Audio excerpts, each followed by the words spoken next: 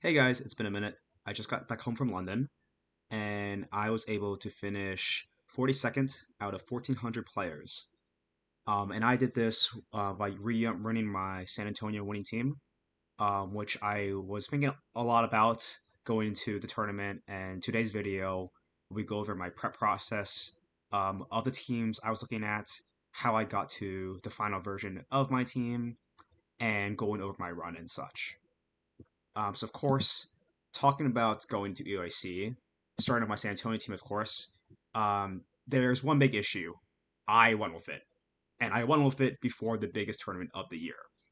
At the moment so far, 1,400 players at UAC is the biggest tournament we have in BGC so far, and winning San Antonio was a blessing, but also a curse because my only option I would consider for it was now revealed. Winning the tournament meant that it was on a lot of people's radar for prep, and also we decided to post make the pace public to the people.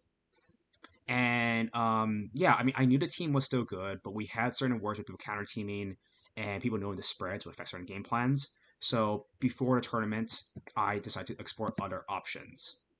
And I didn't really have any other options to be honest. All I knew going to this tournament is I wanted to use Ice Rider. I've been using Ice Rider since Worlds and been having a lot of success with it. So, why not stick with Restricted? Because I feel like the best players stick with one Restricted and they stay good with it. And that is true for many players. So, my first inspiration was this ranked one cart team. Uh, before, I believe it was last month or the end of the ranked season, Iron Valiant was sub Ice Rider, was able to win on the best of one cart ladder, in game ladder. And it was compiled of Iron Valiant, Cali Ice, Cornerstone, Urshifu, Scarflandorus, and Raging Bolt.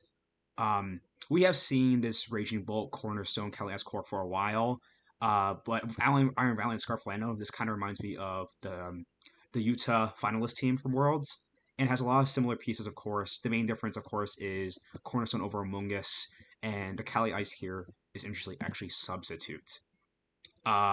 So this was they never actually made it public, but I had friends and people who played against them, and it was confirmed that the Ice Rider was sub. It was actually Terra Fairy, but when I was testing this with Shilang and Palchua, we decided to go Terra Poison for the Zamazenta matchup, and Iron Valiant, the tech move, was either Taunt or Light Screen, was what we were mostly testing, and Moonblast was actually from the original pace as well, over Spirit Break because Moonblast actually one shots stuff like Mystic Water Urshifu. It just does, it's just stronger than Spirit Break all run, 95 base power. And it still has a chance to draw special attack as well, so it does have some utility. Uh, the rest of the team is pretty straightforward, like AV Raging Bolt. Bolt pairs really well with Ice Rider. E-Webs for to support Ice Rider for fast E-Webs plus Glacial. With fast Ice Rider, we can actually get the faster subs up, so you can block stuff from Wisp Instant, which is really cool.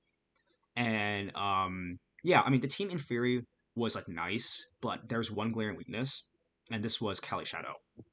There's no single ghost resistance on this team. While there is Wyguard and Iron Valiant, Wyguard was not nearly enough to stop Shadow Rider, especially if they could just KO with Psychic or Terra Fairy Draining Kiss. So I found this team to not really be amazing. I did like the Murata matchup with this team though. Murata felt quite nice. Zamazenta felt playable with Scarf Lando and the Poison Ice Rider. But going to Europe, my meta prediction that was Kali Shadow was going to be super dominant, and I didn't want to be weak to it. So I had a lot of doubts with this team, even though we were having some success on ladder. Even though I mean we were having success on ladder for everything else, but again, like I think most of our losing replays were to Kali Shadow, and that was really tough to me. Kali Shadow is always going to be inherently a hard matchup for Ice Rider, but I knew that I didn't want to go into UAC like again with a weak Shadow Rider matchup, but also not knowing my exact game plans into it. So the next resort, of course, was going back to my San Antonio team because the Shadow Rider matchup was definitely more playable in my opinion because I had Clover Cloak Among Us and Roaring Moon, pieces that I was really familiar with, and in practice I was able to beat a lot of Shadow Rider because I had these pieces. So going at this point, going back to my old team, it was sort of weird because everyone knew what it was. So I knew some changes had to be made with the sets. So the main things I wanted to test out first was a faster Ice Rider and a faster Urshifu. Um, this Ice Rider here was recommended to me actually by Joseph Ugarte. I went to his birthday party a while back before London, and he suggested making Ice Rider faster than Modest Miraidon and Tailwind. So at 94 speed stat, you outspeed Modest Miraidon max speed in Tailwind, and that's a pretty good thing, right? Especially since you can use Tailwind, KO, and Glacial. Or if you do go to Tailwind mode, you can just outpace their whole team. One glaring reason I realized though is that the speed stat never came up really, even if it was Modest Miraidon, because I didn't always go for the Tailwind mode. And also, if I'm going this fast, I have significantly less bulk, which impacted every other matchup. So I immediately scrapped that, and the other spread I was mostly testing was a faster Urshifu. But I also found that by going faster, again, I'm losing so much bulk.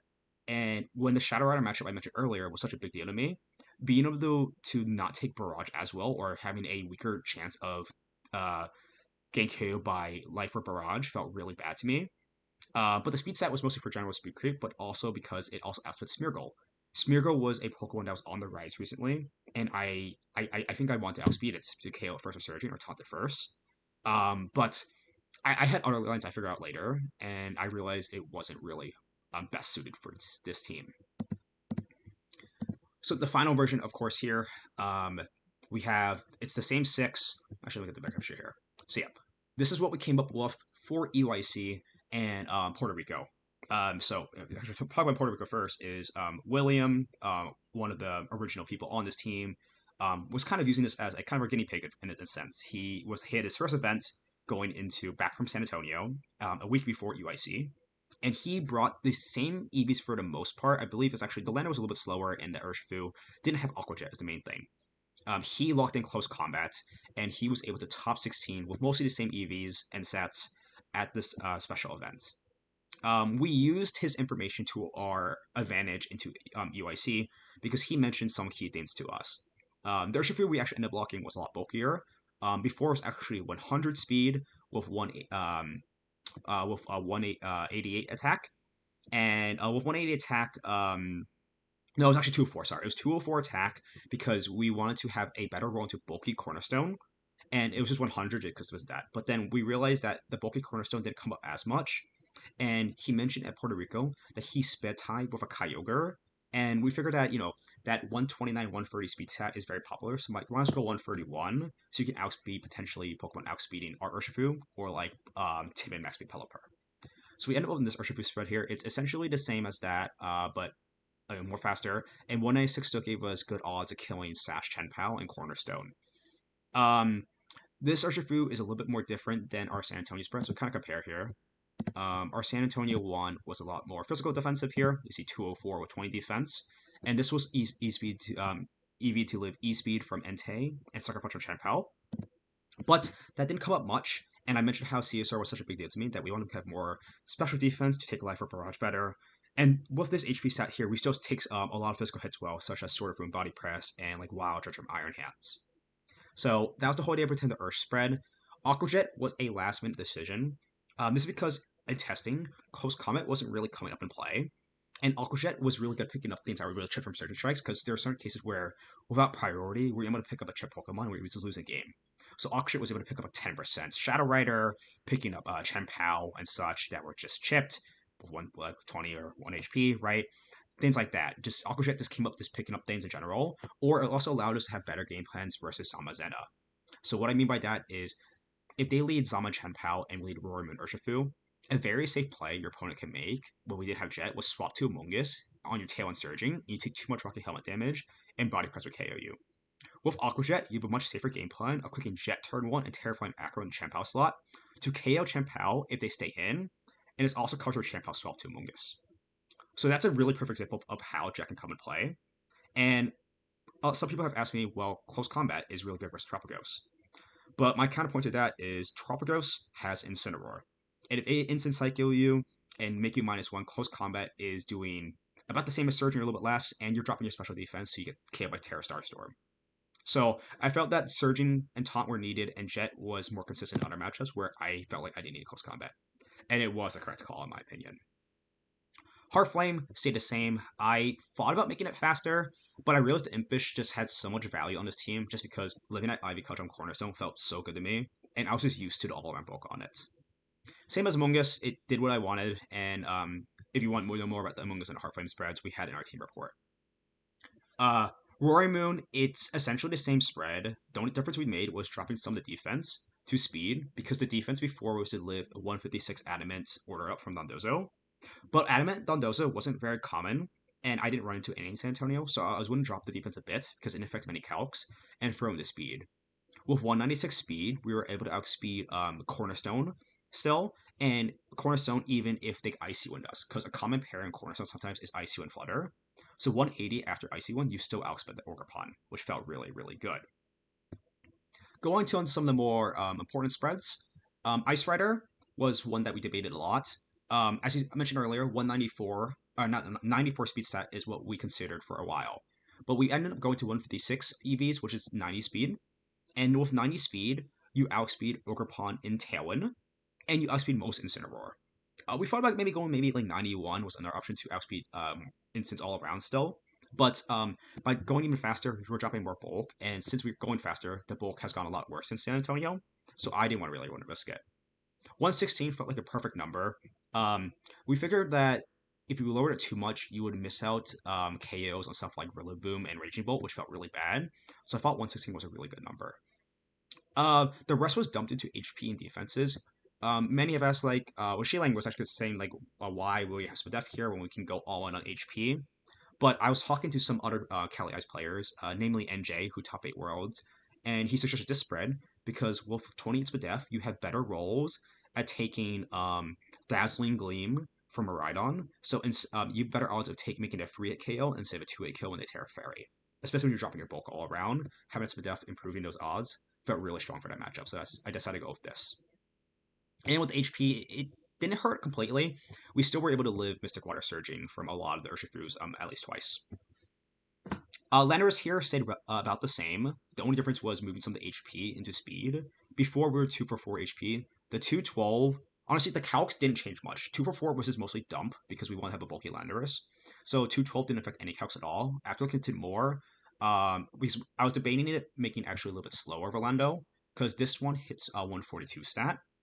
The one we had before was 140, but I had a friend who was talking to me about Mystic Water Urshifu and what speed set they were. And according to Showdown stats, the most common Mystic Water Ursh stat was 140 or 141. And 140 and 141 are ways to speed creep max speed Smeargle. So by going 142, in theory, we were speed creeping most of the Mystic Water Urshifus, which otherwise KO our Landorus first. And this was really important because there are certain cases where we couldn't position Landorus in Trick Room or in Tailwind, and sometimes it's exposed. So if you're able to outspeed a Mystic Water Ursh, that felt really, really good. So that's how we came to spread. But yeah, that's really up with spreads and how the team kind of is essentially the same, but again, like because it was revealed, we had to make these changes and surprise our opponents. And it worked out for me for the most part because I was able to get 42nd at EUIC. And I finished 42nd at EUIC for 93 record. I finished 6-2 in day 1, and then I finished 3-1 in day 2. I lost my first round sadly in day 2, so actually that meant I couldn't make top cut. But I won out, hoping I would make money.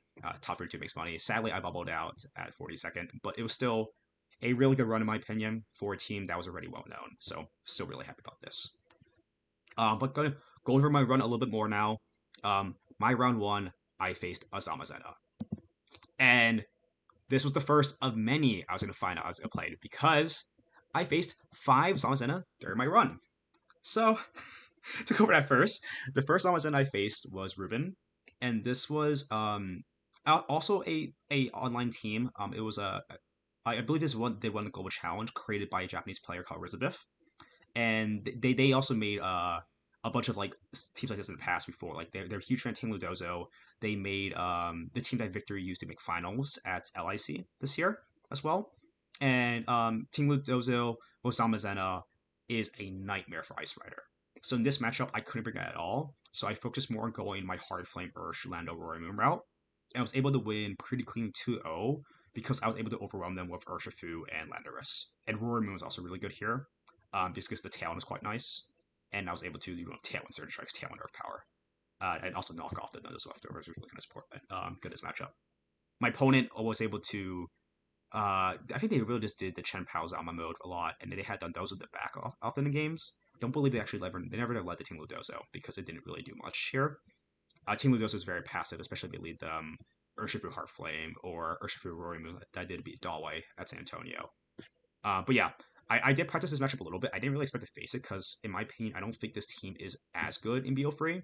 But that's just wrong because I think this team actually ended up did top 16 in UAC as well. So yeah, going into my second matchup, my second Zamazenta, and this Zamazenta team, I actually faced in top 32 of San Antonio as well, and I believe he did work with him as well, and it's also another Tang, which is quite funny.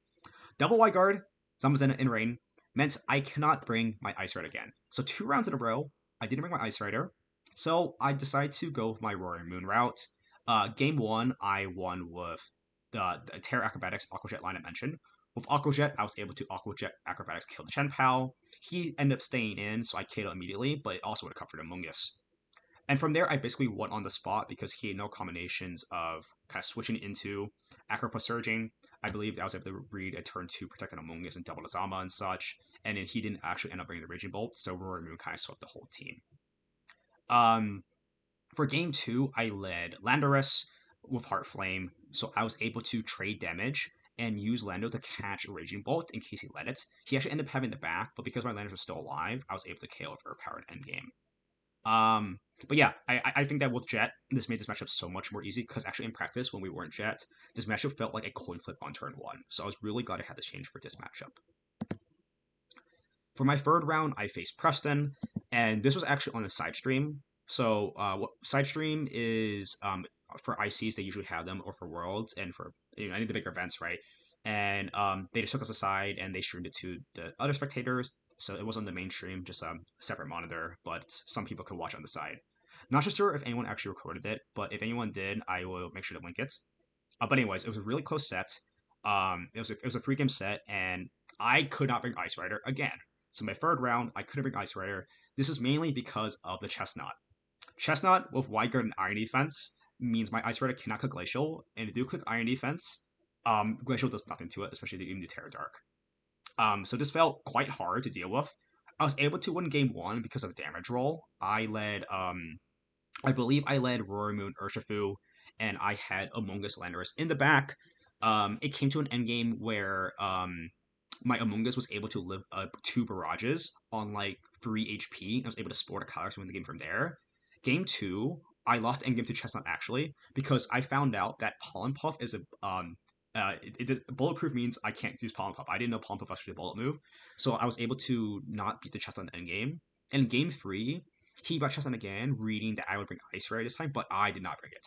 So it felt like sort of a coin flip on whether I was calling Chestnut or not, because if he brought Whimsicott instead of Chestnut, actually, my Ice Rider would be better in this matchup. But he was always bringing the combination of Chestnut, Shadow Rider, with either Cornerstone, Whims, or Ensign is what he was bringing most times. I don't believe he actually revealed Urshifu.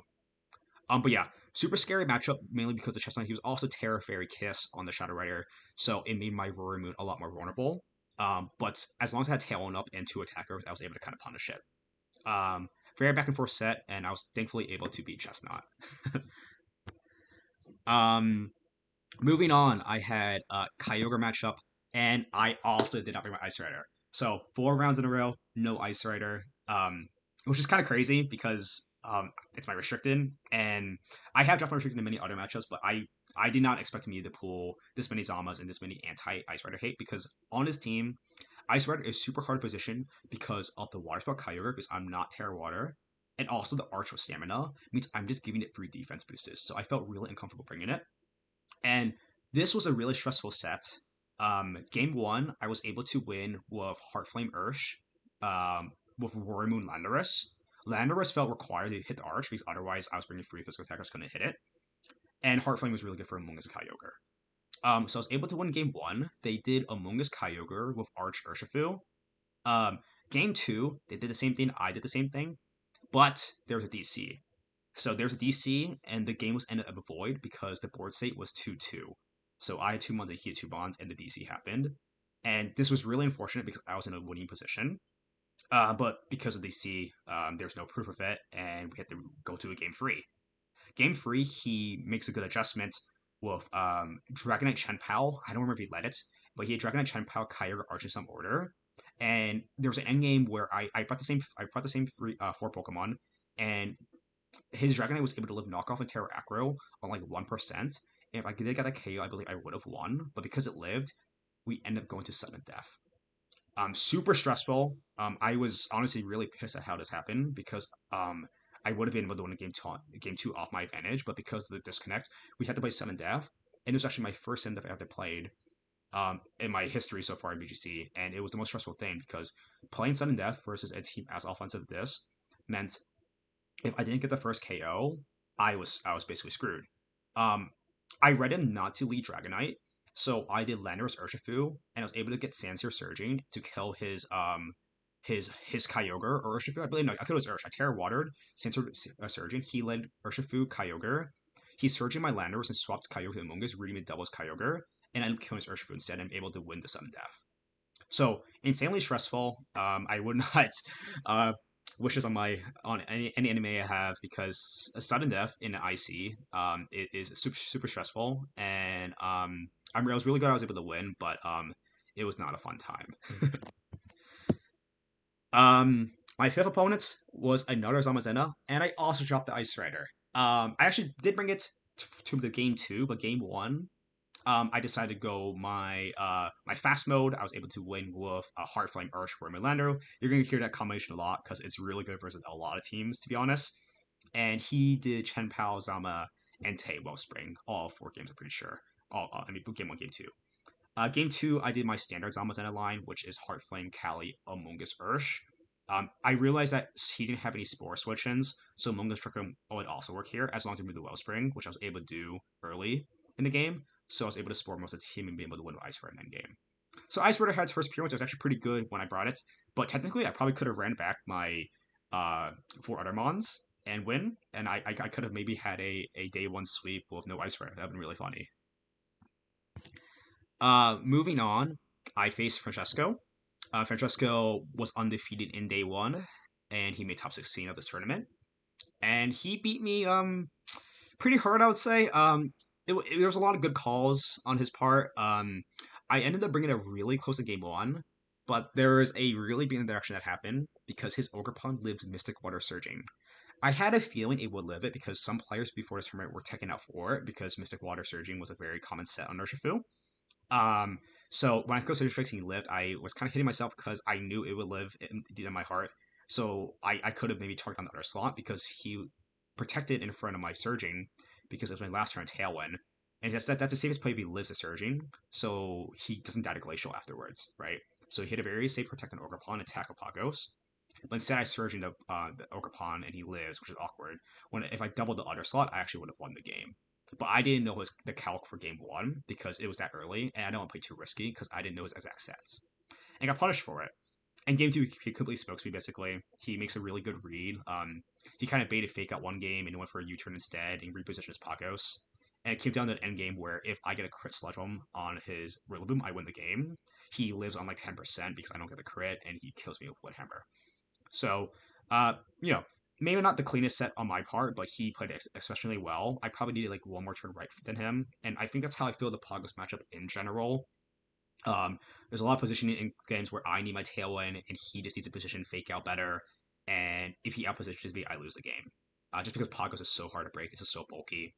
And close combat maybe would have helped if I removed the Incineroar early, but it wouldn't have helped in a lot of cases in this matchup because intimidating first and Pagos would get sub up and such, and close combat not anything anyways. So pretty tricky matchup because of double fake out and Pagos was being bold, and also the Cornerstone of these teams are good in judgment because Cornerstone hits a lot on my team. So if he positions Cornerstone really well, that's also really hard to remove, especially now that he lives Surging. So pretty tough matchup. I end up facing Ganon day two, which I'll go over as well, but I'm not sure how to approach it differently because I did Roaring Moon Ursh, Kali Lando for game two, and in game one I did Lando Ursh, Roaring Moon Calyrex. That's the one I almost won, but I had to get a lot of calls right, and I still wasn't able to win. Moving on is my game versus Snow or Tomoyuki. Snow, if you might not guys know, I made a video actually on their team a while back when Tomoyuki won the Victory Road tournament. With the same 5 Pokemon, Raging Bolt was actually a little bit before, but a lot of them have been going Raging Bolt now. Like of course the creator here, and we were actually streamed on day one of the IC. This was, I believe, round 7, and I lost 1-2. It was a very close set, and it came down to some RNG and some better calls he had in game 3. I might do a VOD review of this week. If you guys want to watch that, let me know. But anyways, it was a super close game. I did my standard adjustment of I did my standard leader actually of Calyrex, Heartflame, Amoonguss, Urshifu, and in game 2, game 3, I went the Roaring Moon mode. And then he was basically bringing the same Pokemon. The Zamazenta teams, I always expect them to bring these three. Zamachan, Palmongus are so important, and they can bring honestly anything else here. Um, and he ended up kind of just getting me a better call right game 3 and beat me there. But it was super cool to face Snow, one of the best Japanese players around there, and I have so much respect for him. So, I think I will cover our stream game because there's so much I actually want to say more about the set, but I'll save that for the next video. My win in was a little stressful as well. So this is my first Ice Rider of the day, and I'm facing Ice Rider, Flutter, Chi, Among Us, Rachel, Urshifu. So this is pretty similar to Hirofumi's team or some of these other Chi, Flutter, Kali Ice teams we've seen before in the past. And I lose game 1 to a special defense drop, which is really unfortunate. He was able to get a special defense drop from Shadow Ball on my Orcapon to kill another Shadow Ball, and then his Raging Bolt was able to kill my Landorus in game 1. Game 2, game 3, I decide to go my Among Us game plan because I was actually bringing Urshifu instead of Among Us. I did Heartflame, Kali, Lando, Urshifu game 1, which I lost. Game 2, game 3, I adjusted with Heartflame, Kali, Among Us, Lando, game 2 and game 3. He was going for more Flutter Chi, Kali Ursh was I think he was bringing a lot, or Flutter Chi, Kali Raging Bolt. And I was able to spore him and trick him basically and kind of win with Ice Rider. And in game 3, I believe I got a 3-turn sleep, which helped me a lot. And I think maybe I got a crit. I think I definitely got a little lucky in game 3, but I think he made up for the special defense I lost game 1 off. So I make day 2 EUC for my first time ever. Last year I finished, actually I lost a win in as well. But being able to win another win in was quite nice. And making day 2 of the biggest tournament ever was a great, great feeling. Going to day 2, they posted team sheets a little bit after, but I was honestly so tired. I got 0 sleep at this tournament, actually. I was up for more than 24 hours. I was cooked, so I kind of hit the bed early. I looked at the teams in the morning, and I ended up pulling this Pagos team again. I actually talked to Francesco after because we're going to run our parents round 1, and I showed him, okay, I'm facing your team, man. Do you think this Orcapon is also as bulky as yours? And he tells me, nah, there's no way it is. So I face him game 1. I do a different game plan of Heart Flame Ursh, Lando Kali, because I'm afraid to bring Roaring Moon because this one actually has Flutter Mane instead of Screamtail. So I do that, and Danielle here always leads Cornerstone Pagos and has Instant Flutter in the back, all 3 games. The Cornerstone ends up living Surging, and I lose game 1. Oh, actually, I won game 1 because I crit Ivy Cudgel on the Pagos, but I almost lose the game 1 on the fly, basically, because Surging has killed Cornerstone, and that's such an important key interaction. Going to game 2, I decided to go for the same game plan because it almost worked, but it didn't. Fluttermane was his true present endgame because I was able to get Trick Room up, so Icy plus Starstorm and endgame was able to claim most of my team. In game 3, I realized that my opponent has very little Spore Switch-ins, only Rillaboom and Cornerstone, and they were never bringing Rillaboom. So if I can position Among Us and Trick Room, I can spore most of his team, and that's exactly what I did. And it came down to if Tarkos stayed asleep for one more turn. But my opponent gets a 1-turn wake up and is able to kill my Mungus and Kali Ice and able to lose. I just lose the game, and I'm eliminated from top cut contention. This kind of hurt because at this point I was feeling pretty confident in the team, and my play I felt was really good for this tournament. So losing now felt really bittersweet because I really wanted to prove myself I could top cut another IC and maybe get a trophy for the first time. That'd be really fun. But my opponent played really well and was also really respectful to me afterwards. So shout out to my opponent. Also a very strong player, and they also actually ended up finishing 9-3. I believe only like 2 places above me. But yeah, was a good set. Just need some more RNG, but you cannot be lucky in every tournament. I definitely was more lucky at San Antonio, which is why I won, of course. So maybe if I had that San Antonio lock at EUC, that'd been cool too. But it is what it is. Up next, I face another Italian player on Cali Ice. So my second Cali Ice of the tournament. And this is actually the Suica 6 I covered before that almost won the Global Challenge, the last Global Challenge. Shieling also helped me, not helped. I talked to him a little bit at this matchup, and Junzi, they both worked in a team, so I asked for general game plans or ideas, and I was able to win game one with Heartflame, Ursh, Kali, Rory Moon. And the idea behind Rory Moonbreaker versus Ice Rider is because a lot of the Pokemon on his team are faster than mine, so I want a fast Tailwind to clean up with Urshifu. And that's exactly what happened game one. I was able to position an endgame with Rory Moon Ursh versus a Landorus Ice Rider. So I was able to Tailwind Surge and kill the Landorus. I lose my Rory Moon to Glacial, but my Urshifu was able to be his Ice Rider in game. For game two, I led Heartflame Ursh and he led Grimlando with not Urshifu, with Ogerpon Cali in the back, and I had Cali Lando in the back instead of Rory Moon this time. I was able to win game two because I was able to stall the screens, and I also got a really key critical hit with Ivy Coach on his Landorus turn one. Very back and forth game, but was able to secure a W. For my third round of the day, I'm facing another Ice Rider team, and this is another funny thing. Cornerstone. This is my third Cornerstone I faced this tournament. I wasn't able to beat the first two, and this time I'm with Victor Medina, and he's already out of the tournament, but we're chilling. And I talked to him saying, "Yo, man, do you think this Cornerstone lives Urshifu? Because I asked Francesco earlier about other opponent, but he got it wrong, and I'm really wondering if all these Cornerstones are EV for Surgeon Strikes, Mystic Water." And then Victor looks at the team. He's like, "Nah, there's no way, man, because Among Us here is Rocky Helmet. So why does he need to live Surgeon Strikes?" And I'm like, you know what? That makes a lot of sense.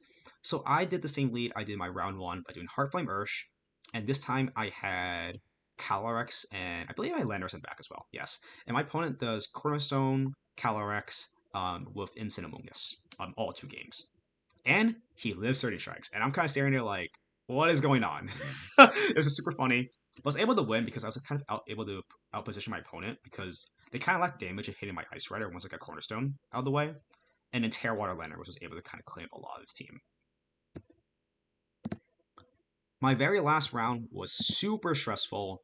I'm facing my fifth Zamazenta, and it is my second Dragonite Chien-Pao matchup I faced. And this one is super scary because Ice Rider, again, is not, I don't think it's really amazing here. And the Dragonite's actually really oppressive because E-Speed can one-shot a lot of my team if I'm not careful. So he leads Pal Knight all three games. My game one adjustment, or my game one starts, is Ogerpon Calyrex with Among Us Urshifu. I figured the standard Zama line with Ice Rider might work here because he has very little Spore Switch-ins, and if I can position in Trick Room, my Cali Ice plus Among Us can pin a lot of teams. This did not work out well at all. He had Rillaboom in the back, which was quite annoying for Spore, and he was able to kind of put everything into like E-Speed and Sucker Range and such, and it was really annoying. Game 2, I decided to drop the Ice Rider because it failed really badly, and I do Heartflame Ursh. He does the same for every game, with Pal Knight, Zama, Rillaboom in the back. And yeah, I do Heartflame Ursh, and I have Landorus Rory Moon back this time. This is super risky, and this is for my potential win in for top 32 for money. I go for Ivy Cudgel Surging on the Chien-Pao slot, reading no Terranome E-Speed and swap to Rillaboom. And that's exactly what my opponent did, and I claim a turn 1 knockout while my opponent kicks Aerial Ace, and I live because Chien-Pao's off the field. Turn 2, I'm able to Terra Water Surging and hit his Zamazenta while he trades and KOs my Ogerpon, which got hit by Aerial Ace, and I get a free swap to Rory Moon. He's able to so I read the Dragonite to swap out the Chien-Pao because I can Surge and kill the Zama, but if he sacks the Zama, goes with the Chien-Pao, he gets Terra Normal E-Speed with Sword of Ruin. So I read the Dragonite to swap out the Chien-Pao. I go for Terra Water Surging into the Dragonite slot, sniping the Chien-Pao, and I live the Body Press. From there, I realize my opponent has to lock himself in Outrage, so I get I lose my Urshifu, but the Outrage doesn't kill my Landorus. It lives on like 3%, and I'm able to kill the Zamazenta and able to beat the Dragonite with a combination of Room plus Landorus in endgame. It was a super close set. It came down to damage rolls and getting 2 reads on swaps right. Game 3, we do the same thing. And it comes down to the thing is, does my opponent do the same play, or do they go for the Terra Normal E-Speed turn 1? This time they go for Terra Normal E-Speed, and I go for Follow Me to redirect it and Surge Strike the Chien-Pao to KO it, and I basically win on the spot. So I had to win like 5 coin flips in this one game, and I did all this stress for nothing because I didn't get top 32, so I made no money. I don't know. I was really sad at my how it went because I really thought with my res because I had the 12-1 on my res. Francesca being 12-1 was so good on my res, but I wasn't able to go on with it, and I end up finishing 9 free at 42nd at EUIC. Um, but yeah, my final conclusions with the team is that it was still very, very strong. Certain counter pieces with that cornerstone living surgeon was really bad for me. And I think that for my matchup wise, I didn't pull all the matchups I wanted. Like I didn't pull many Maridon. I think the standard Arabega would have been really good for me. And I pulled, pulling five Zamazena like was really tough. Like I think like I was definitely carrying my team and I knew my lines, so I was able to get these wins. But I feel like I was definitely working pretty hard for him. But yeah, the team was amazing. So like with this new changes of our latest team, I was able to get top 42. William was able to make top 16 in Puerto Rico, and it also made finals of the seniors division for UIC. He wasn't able to win in the finals. It was a very tough set actually.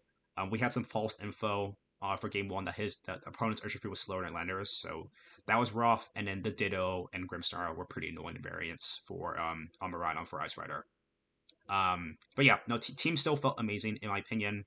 And if you guys want to use the team yourself, I already showed the PokePaste, but here's also the rental of our new version. Team honestly felt excellent, and if anyone has any more questions on the team as well, I'll make sure to answer in the comments. But I'm also doing coaching on the team.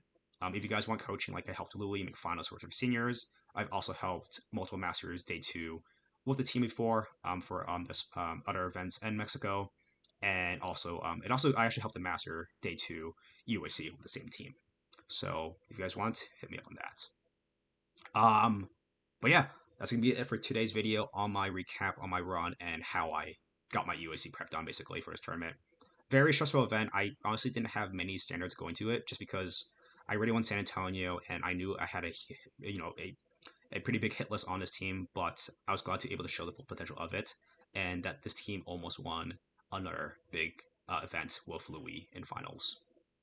But yeah, that'll be it for today's video. I'll make sure to get some more content out this week, probably on my VOD review, and I might also do a USC recap on the other teams as well. But yeah, that'll be for today, guys, and I'll catch y'all later. Goodbye.